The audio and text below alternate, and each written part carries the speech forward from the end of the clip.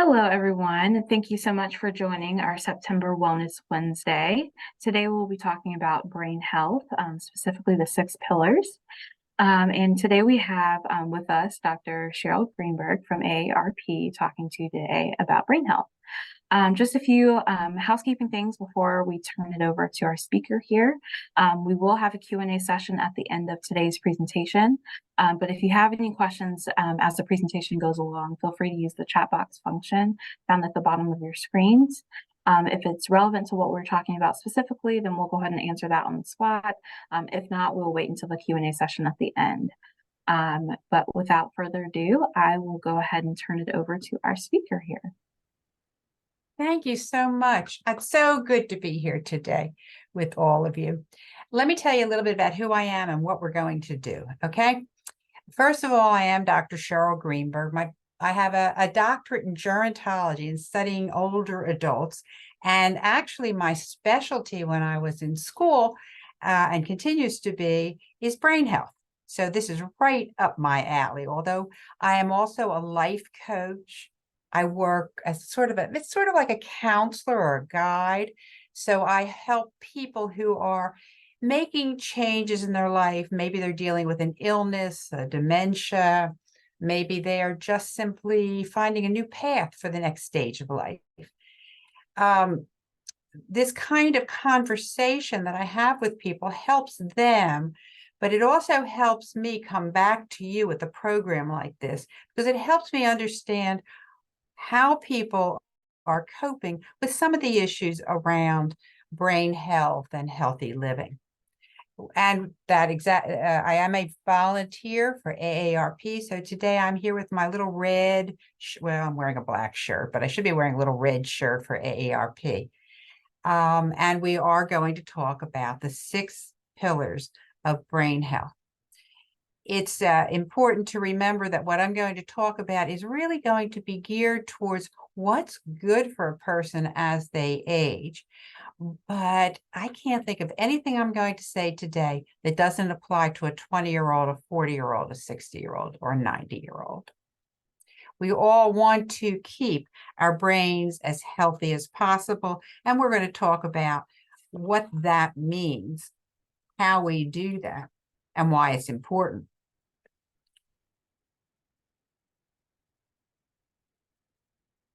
So I'm actually going to move my picture of myself out of the way so I can see this screen here better. There actually are conveniently, in terms of our conversation, what we call 6 pillars of brain health. It's just ways to organize our thinking. It comes from the research that's been done in the wide world of neurology and neurosciences, but it also comes from some more close to home AARP research as well. We're going to talk about being social, engaging your brain, challenging your brain, managing stress, interestingly enough.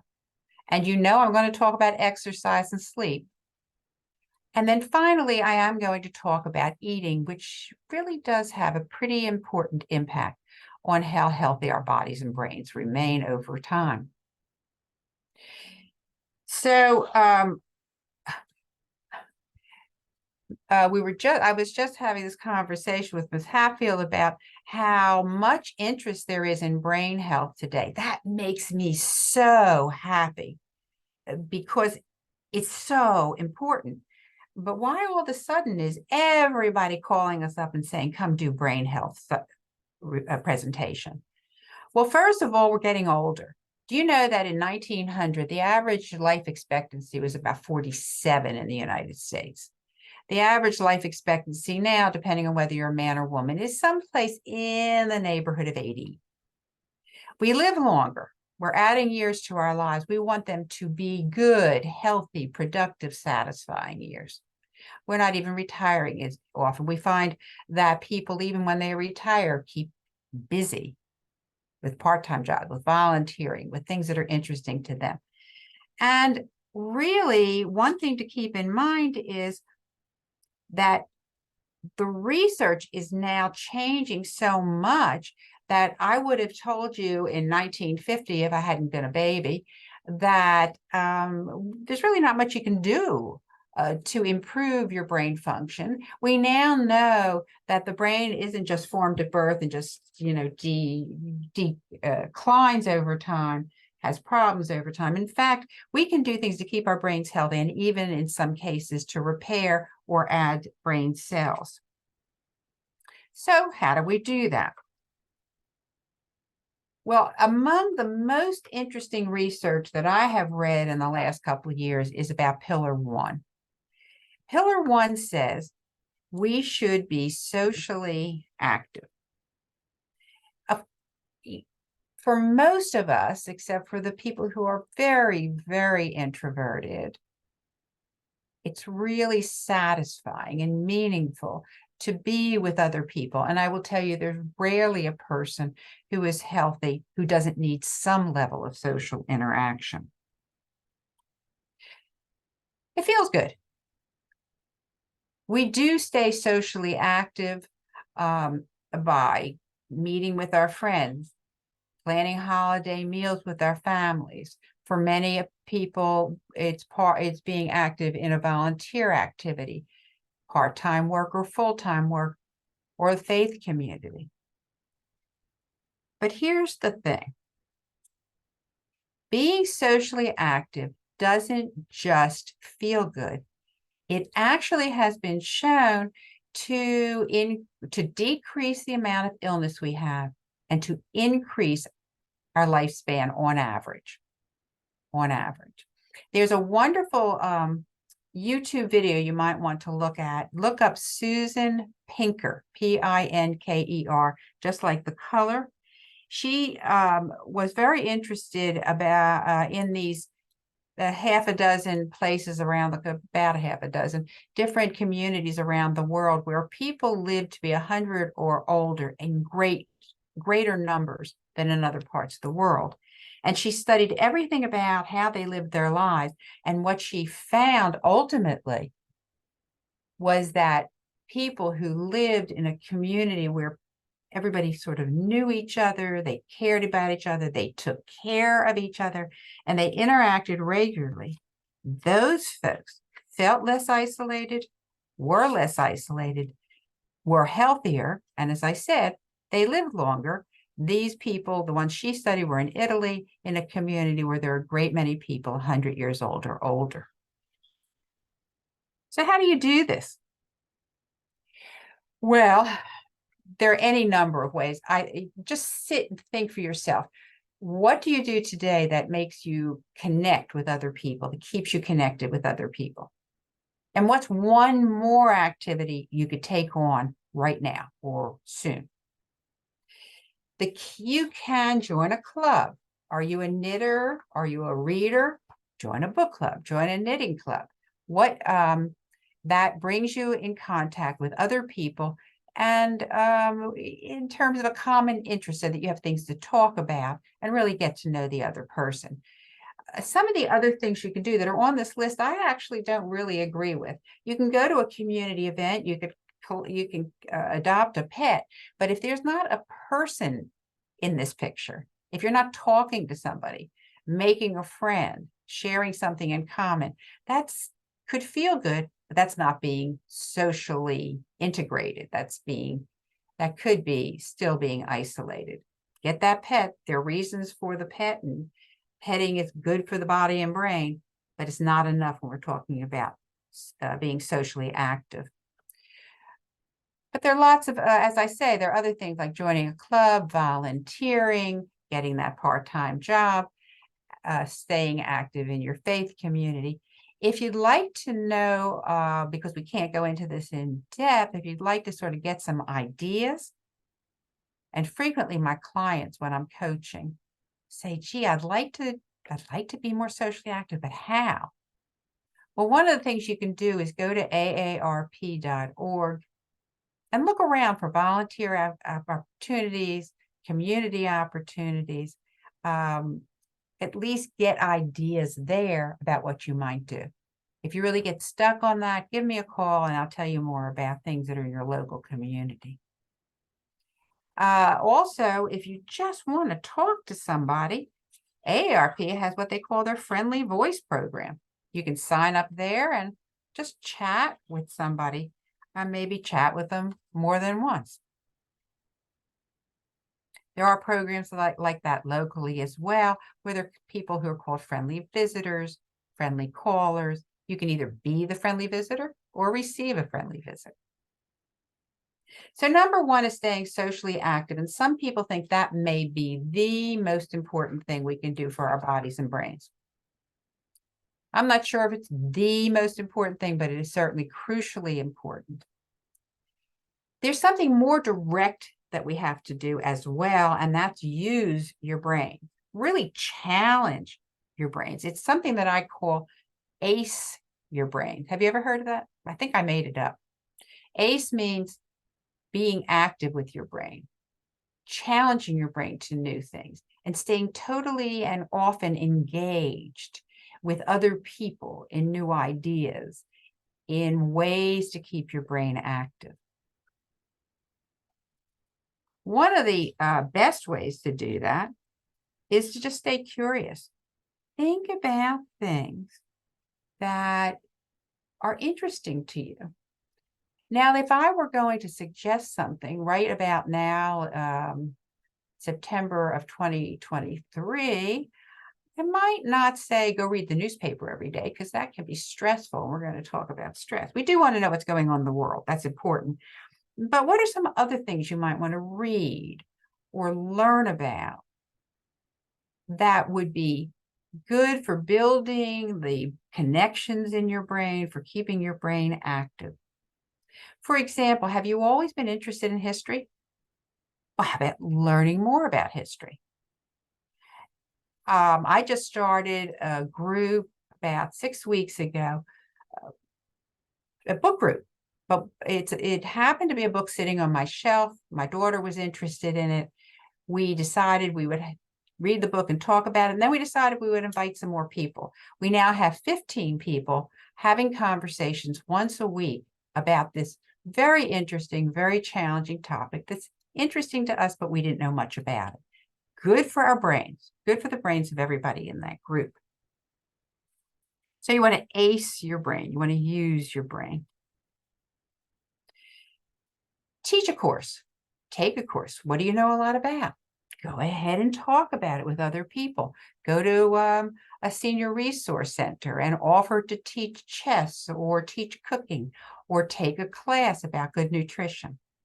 One of the best things you can do for your brain is dance or learn a new musical instrument, because you're using multiple parts of your brain when music and dance and movement is involved.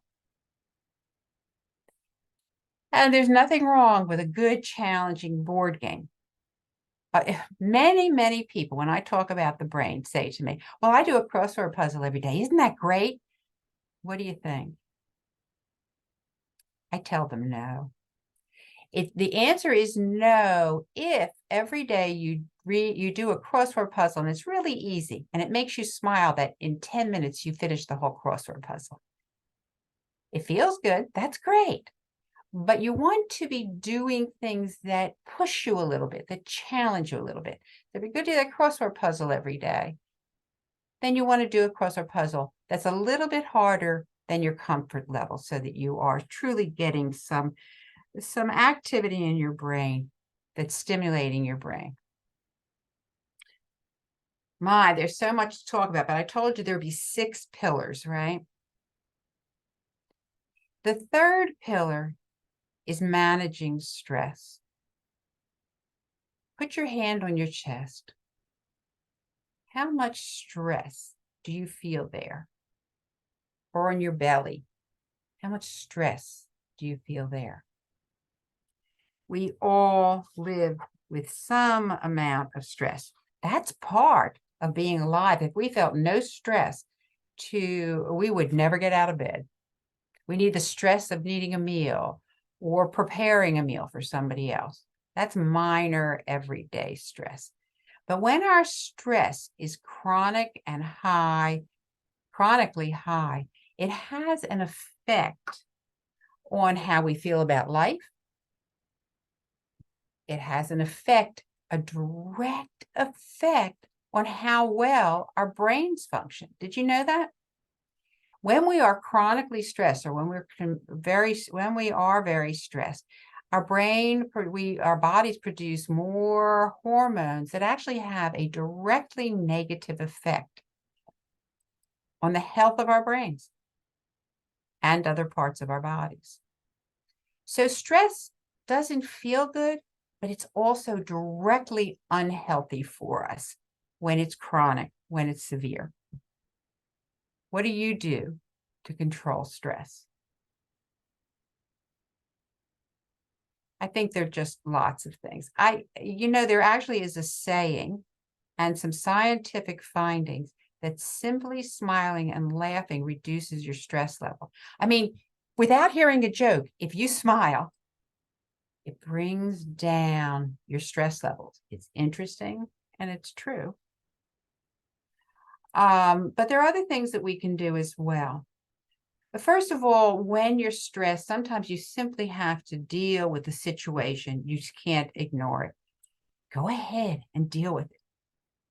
Do the best you can to get it resolved, or at least be satisfied with how well you have been able to resolve the problem. And then move on. Give yourself some time to do something that is not connected to that concern or that problem. Is that listening to music, reading, calling a friend, cooking a meal? What takes you to another place emotionally so that that stress is reduced, you're not focused on it? Exercise is an excellent way to reduce stress. Ever since COVID began, I have found, and I have less social interaction because I'm very conservative about how the groups I will go into, not like the first 2 or 3 years, but still I'm cautious and I'm less socially active. I can feel that stress building up. But I also know that for me, taking a good, healthy walk reduces my stress. What works for you? What kind of exercise might reduce your stress and increase the hormones that are healthier for our bodies and brains? Hormones like dopamine or serotonin or oxytocin or adrenaline. These are things that have a more positive effect on how we feel and, in fact, on the very health of our brain. So do things that reduce your stress, whether it's exercising, smiling, laughing, distracting yourself with an activity you like. And did you know that there is research that just being out in nature reduces stress? So go to the park, do your exercise there, take a walk there. There is something about being in the trees, among the bushes, that's really healthy. Also, remember to use those social opportunities. We tend to be a community, as Americans in general, of being, individualists. But boy, being able to listen to a friend and support them and to be heard, to tell them what's on our minds, is a wonderful way to begin to get some perspective on our stress and to reduce our stress. And here's my very favorite one. I do this regularly. I'd like you to try it with me now. And that's to take deep breaths. Deep breathing actually physically reduces the stress in our body. There are lots of ways to do deep breathing. There are lots of deep breathing exercises. Try this one. To the count of 4, breathe in. The count of 5, breathe out. In, 4, out, 5. If you do that a few times, you'll feel your stress, quote unquote, temperature coming down.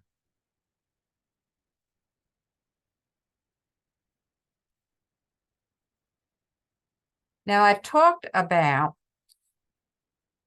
I've talked about a bunch of things, but I have mentioned exercise before as a stress reducer, right? Stress reducer. But that's not all that exercise does. Exercise is incredibly important. It used to be that I would say, when I talked about brain health and body health, that exercise was the single most important thing you can do. I'm not as sure now. Some people say being socially connected is number one, but exercise didn't go away.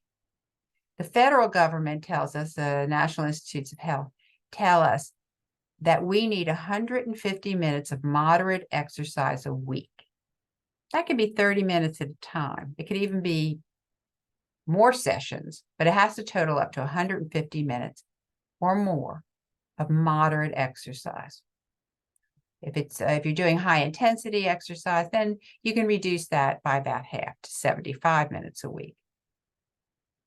Walking, running, getting on an exercise bike, they're all perfectly good. And there are many, many other ways, of course, that you can exercise.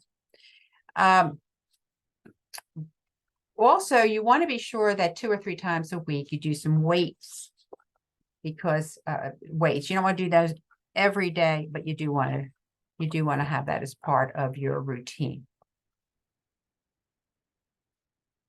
Seriously, doing exercise is not doesn't just feel good. It has a direct effect on all parts of our bodies. We need our heart, the heart muscle, the veins, the arteries, the entire circulatory system to be very healthy, because that's what takes nutrition and oxygen to all the cells in our body and takes all the waste products away from the cells in the body. Exercise is one of the roles of exercise is to help to maintain the health of our body, of our hearts, and the whole circulatory system. However, there is a direct effect, besides the fact that we have good blood supply to good blood circulation in the brain. We also find that exercise has a more direct effect on the health of the cells in the body, in the brain, I'm sorry. So you want to, we do grow new cells. Some cells in the brain repair themselves when they're damaged, and exercise is one of the things that increases the possibilities for the brain to stay as healthy as possible. Of course, you know that exercise has a positive effect on a lot of other parts of our body or systems of our body. So we reduce the risk of diabetes. We reduce the risk of depression when we exercise, and bodies and brains are connected.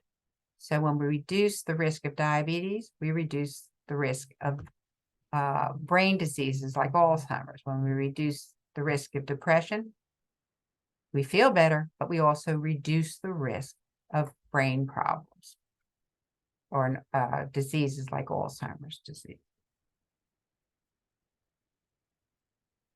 What do? Anything you want that's getting your heart rate up, that's using your muscles, that is taking you to the next level of physical activity. What's your favorite? Walking? Dancing? Are you running? I'm seeing a lot of people of all ages biking. In fact, all the bike groups I know about right now are people who are in their 60s, 70s, and 80s, and an occasional 90-year-old. Tai Chi and yoga are incredibly good for bodies and brains, even though they don't seem like they're high impact, right? But they're good. Now, before I go on, I want to remind you where we've been, because I've covered a lot of information already. We've talked about 4 pillars of brain health: socializing, staying connected with people, which I said is probably number 1 on the list. Engaging your brain, really challenging your brain so that you're learning new things. You're trying out new things. You're solving problems. Managing stress. It's not a minor pillar, it's a major pillar. Stress is not healthy for our bodies. Doing those breathing exercises, getting out in the green are some of the ways that you can manage stress. And then I talked about exercise. Finding time in our days to get at least 150 total minutes of exercise over the course of a week. Let's go on a little bit. Were you surprised to see that one of the pillars was sleep? What we know now, I mean, we don't want to be sleepy. We don't want to be tired. That feels horrible, doesn't it? When you're sitting in the chair at 7 o'clock at night and you're sort of dozing off, you don't feel good about that typically. But there's more to it than just how annoying it can feel to be sleepy. We need sleep in order for our body to, in a sense, heal itself, to clean itself up, if you will. You know, you turn your computer off sometimes. I don't think of your bodies as computers, but it's just an example. But you turn your computer off, and when you do that, all kinds of things sort of happen in the background as you give your computer a chance to sort of cast off the stuff it doesn't need, reorganize what it's doing. You need to do that periodically. You need to do that every single day with your bodies.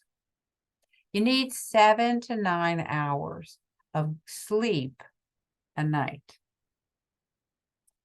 Now, I'm a little bit worried that when I say that, if you are not a very young person, you may say, oh my goodness, what am I going to do? I'm not getting that kind of sleep. Well, I don't want you to stress about it. That's for sure.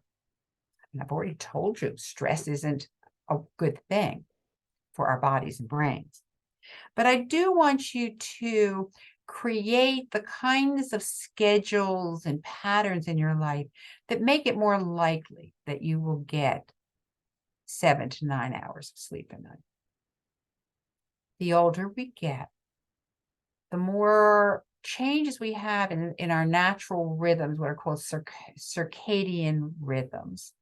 And so, for one thing, as we get older, typically people go to sleep earlier and get up earlier. That's not everybody, but that's just sort of a pattern we see. That's okay. It doesn't matter when you get the 7 to 9 hours of sleep. That's okay.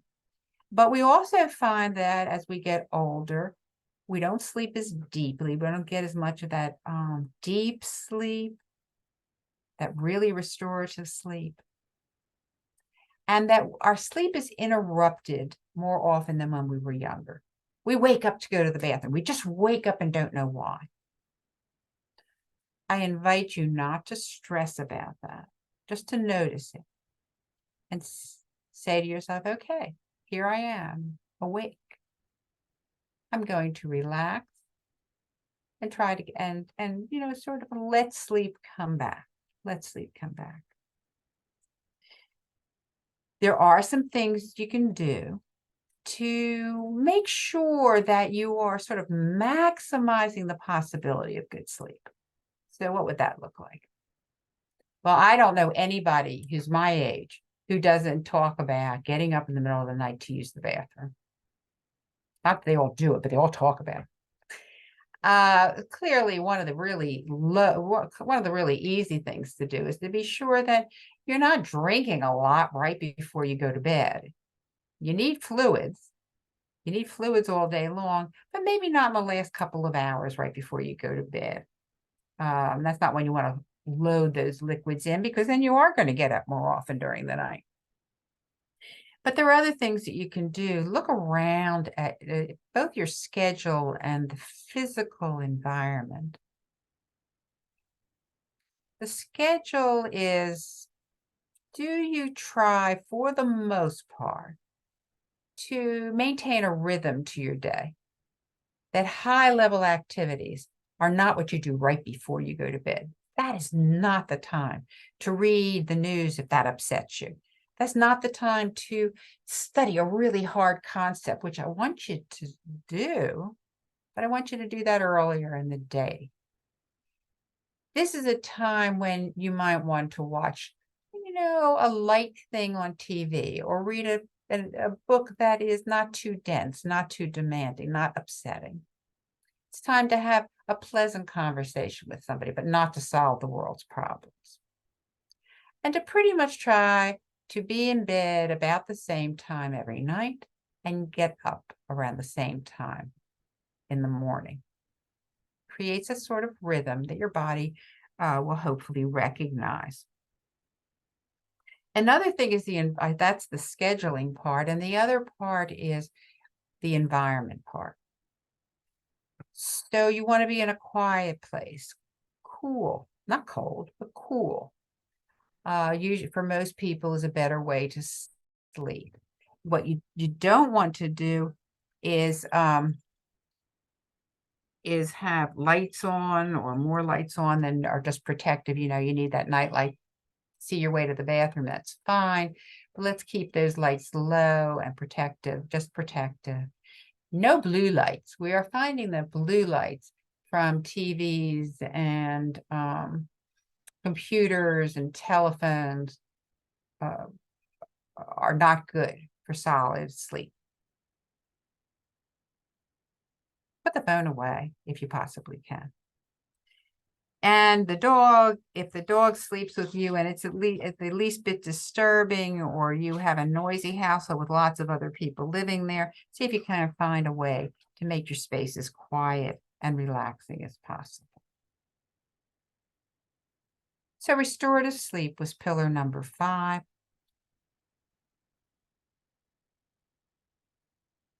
And the last pillar is pillar number 6, which is eating right.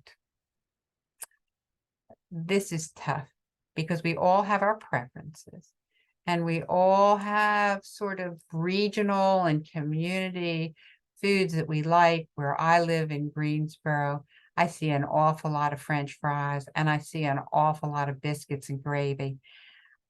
We enjoy those. They make us smile. Maybe they reduce our stress for a moment, but they're not the best way to eat regularly.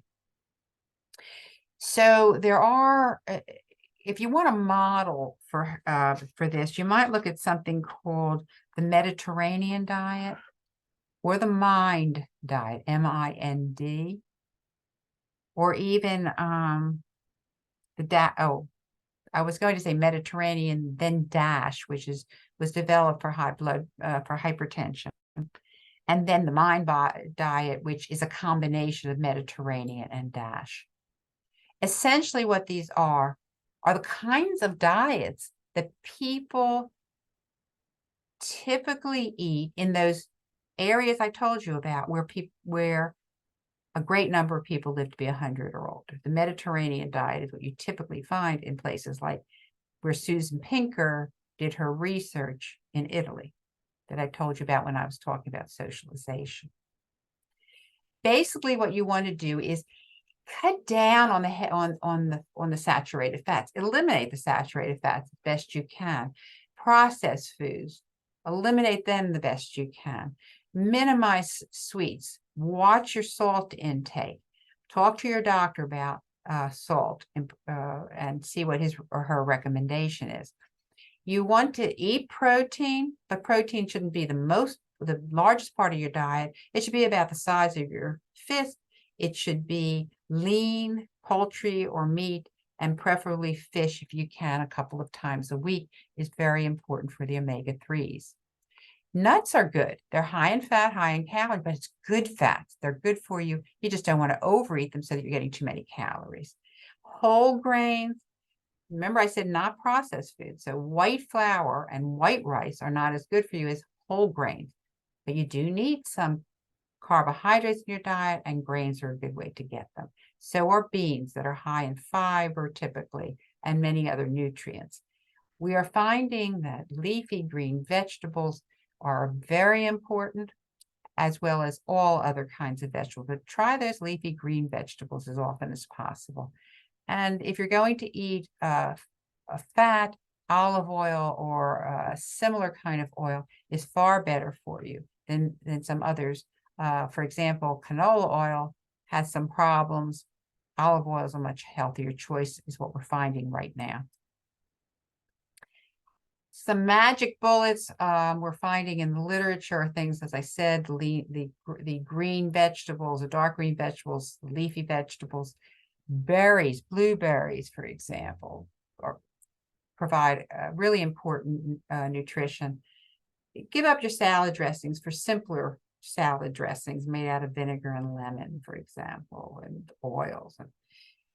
And I did mention already fish and nuts.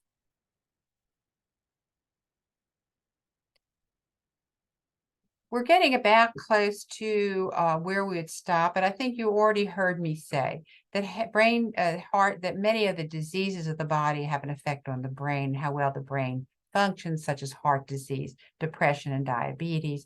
You also want to watch for some other things that may surprise you. Smoking won't surprise you, I'm sure, but did you know that there are medications that actually can impair the way our brains function? Some very common over-the-counter ones. So you want to check that out with your pharmacist before you just take a medication that is easy to get a hold of, or a medication that's prescribed. And did you know that keeping your vision and your hearing functioning as well as possible is very important, directly important for how well your brain functions? Get a hearing test. Wear your glasses if you need them.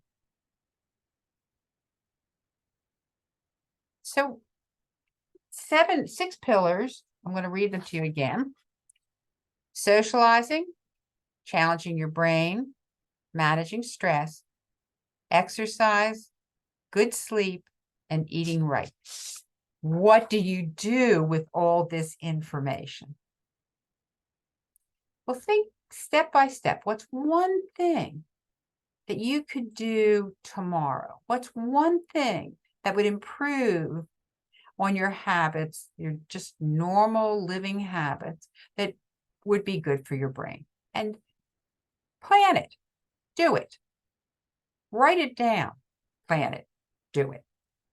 And then try something else the next day or a week later. Don't try to upset and change your entire life at one time, but keep in mind the 6 pillars. Now, I've been talking to you for almost 40 minutes. I keep looking over here because that's where my clock is. That's a lot of information. I have sent Ms. Hatfield some handouts, which she sent out to you. Take a look at them. That'll help refresh your memory about what we talked about today.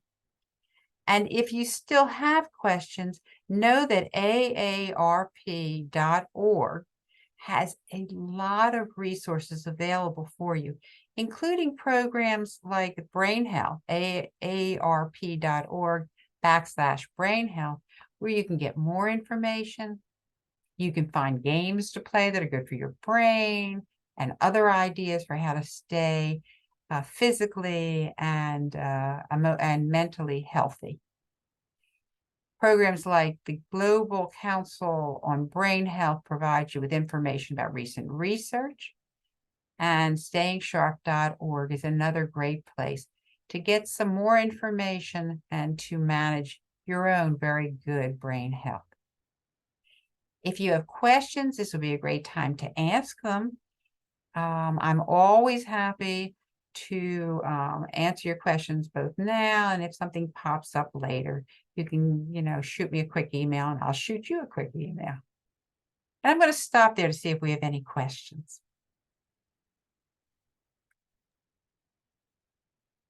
Thank you, Dr. Greenberg. And so as she was saying, we will transition to our Q&A session.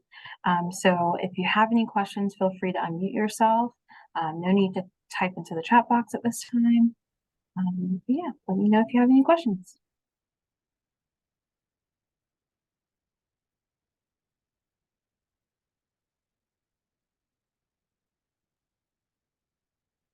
Did I overwhelm you with information?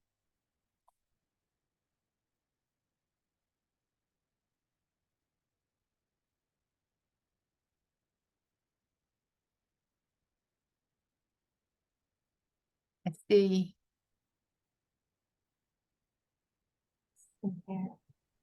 And I did put the link to the video that you mentioned earlier, Dr. Greenberg, into the chat box for Thank you. anyone. Yes, no problem. She's a fascinating speaker. I think y'all will enjoy listening to her, and that will motivate you to take some next steps, I'm sure.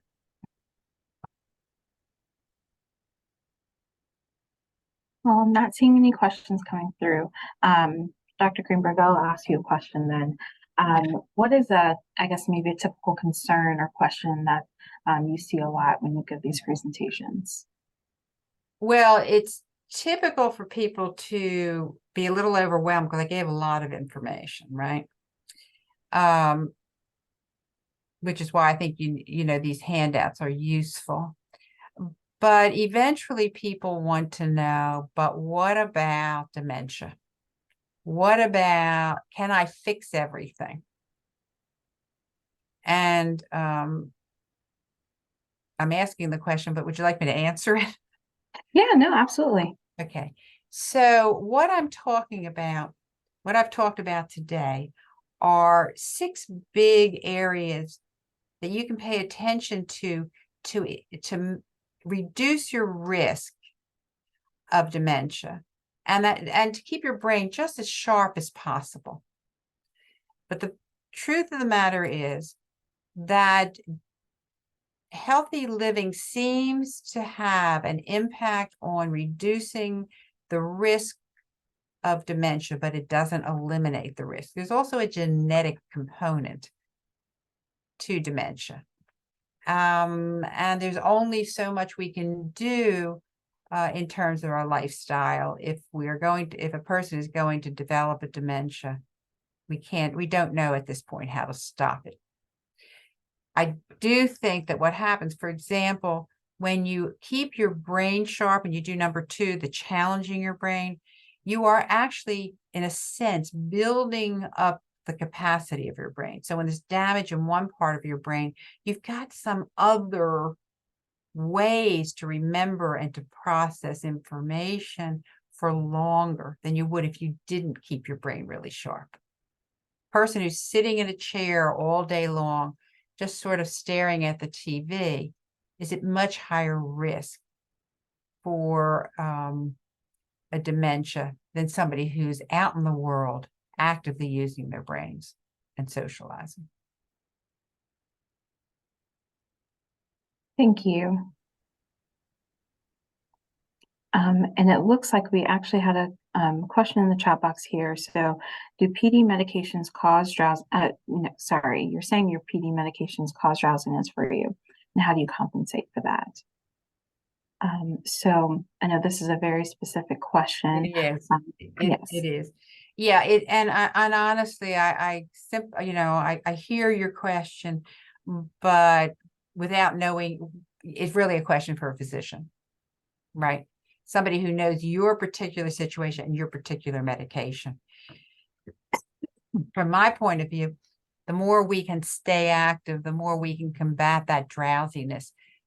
But the first stop is to talk to the doctor about, is there a need for a different dosage or a different med? That's a physician's question. Thank you. Do we have any other questions that we can answer before we hop off here?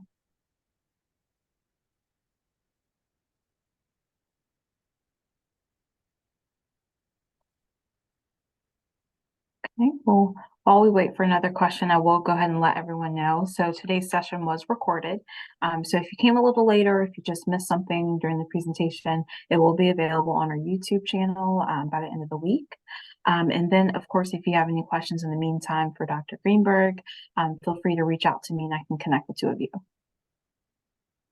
Sounds great. Thank you so much for having me today. Thank you. I hope you all didn't get, got some information you could take away and act on. All right, well, if there's no other questions, we will go ahead and wrap up here. Thank you all for joining. Thank you, Dr. Greenberg, for the presentation. And like I said, this will be available for later view, but in the meantime, feel free to reach out to me with any questions. I hope you'll all enjoy the rest of your Wednesday.